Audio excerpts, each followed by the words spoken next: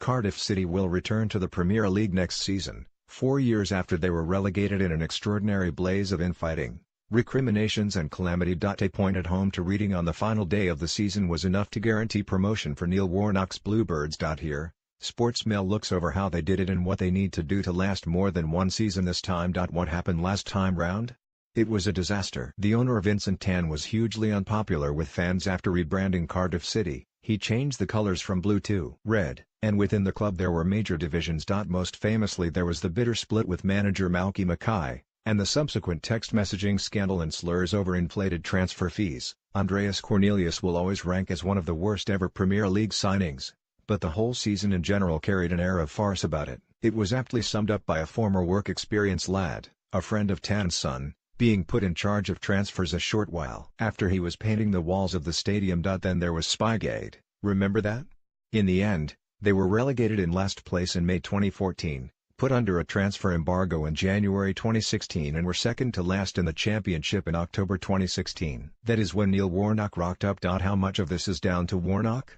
A simple look at where they were versus where they are heading would suggest an awful lot. He has transformed the club and achieved his record 8th promotion with a very modest budget. The entire squad is estimated to have cost a shade over £18 million, straddling the reins of several managers. In the context of the Championship that ranks 15th, and only around £9 million of that £18 million was spent this season, the wage bill is mid-table. What Warnock has done is use his unparalleled knowledge of the division and transfer market to bridge the gap. Look at his starting 11 yesterday against Reading. It featured 5 free transfers and a loan, taking in discarded gems like Junior Hoylett, 9 goals this season, and the brilliant centre-back Saul Bomba. Both were free agents.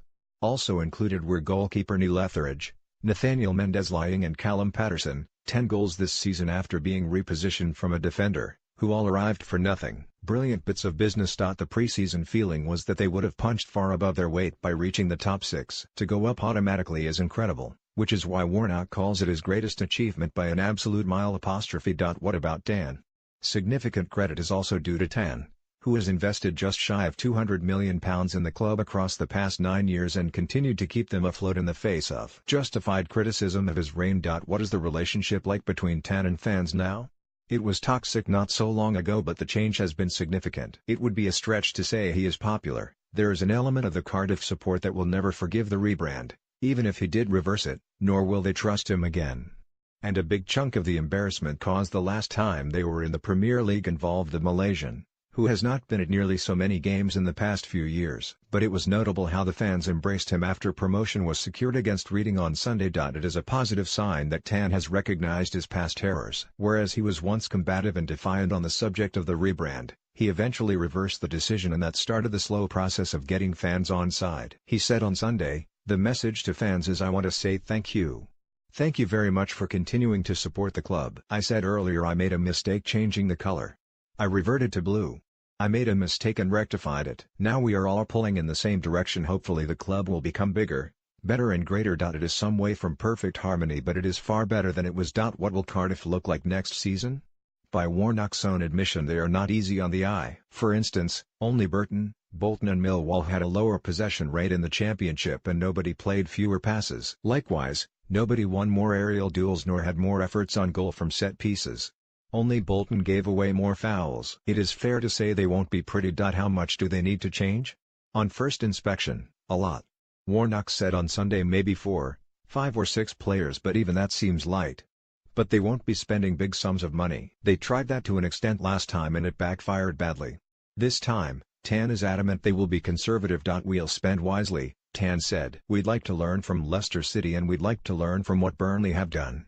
Maybe Crystal Palace and others. They stay in the league. They don't buy players for ridiculous amounts of money. That makes it very difficult for the owner. We're not going to spend like the top 5 or 6 clubs.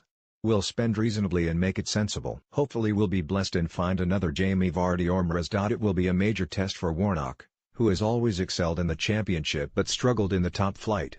And it will be a huge examination of Cardiff City as a whole, given how much work needs to be done on the squad in the summer.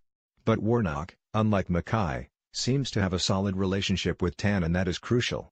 It remains to be seen if it makes the difference this time round for Cardiff.